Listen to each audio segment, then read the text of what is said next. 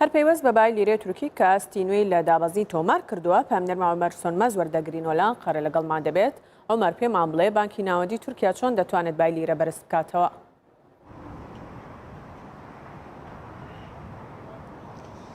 بلدن باش افدمکی بو کل ترکیه بریارا بانکای ناوندی یا ترکیه دهات مراق کرن درباره رژیا فایز دا امکان بجن کو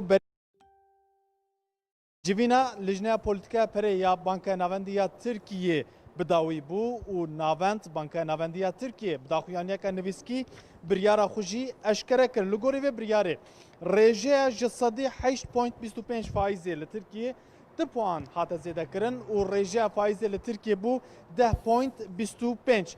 Niha piştî 2 salan cara ewilê ku li Tirkiye rêjeya faîzê zêde dibe ji loma jî bi rastî ji bo herkesî bû sürprîz lewra pispor, aborînas, welatî li bendê nebûn ku Bankaya Navendî ya Tirkiye rêjeya faîzê zêde bike pispor, aborînas piranî digotin wê Bankaya Navendî wê rêjeya faîzê sabit bihêle. Ji loma jî em dikarin bêjin ku ji bo herkesî bû sürprîz lewra herî dawî Bankaya Navendî ya Tirkiye di 14 îlona 2018 da rêjeya faîzê zêde kiribû her wiha ji ber rêjeya bilind ya faîzê jî em dikarin bêjin ku di navbera Serokkomarê Tirkiye Recep Tayyip Erdogan û Serokê Beriyê Bankaya Navendî da jî نقاش derketibû pevçûnekî derketibû heta Erdogan Serokê Beriyê Bankaya Navendî jî ji wezîfeyê vekişandibû û li dewsa wî jî Serokê niha Murat Uysal anîbû.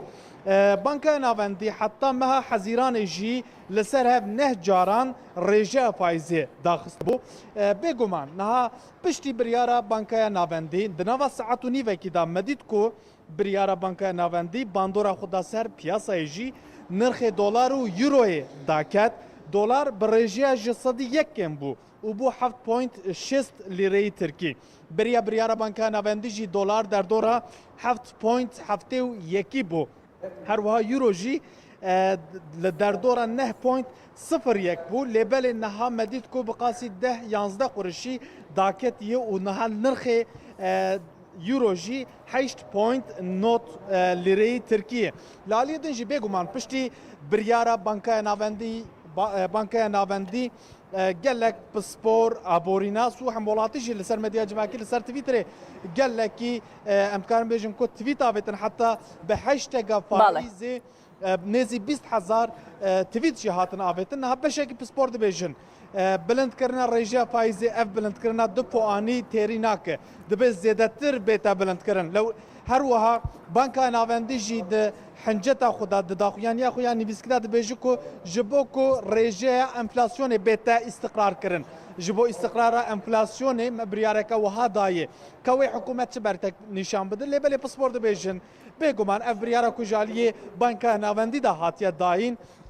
Bêyî biryara hikûmetê nehatiye dayîn ji loma jî dibêjin niha hikûmet jî dixwaze êdî ku hinekî rêjeya faîzê bilind bibe da ku rêjeya enflasyonê jî bête muwazenekirin bête dengekirin ji loma jî Bankaya Navendî jî dibêjin mecbûr ma ku biryareke wiha bide. Bala peyamnêrme Umer Sönmez li Ankara legelman bû.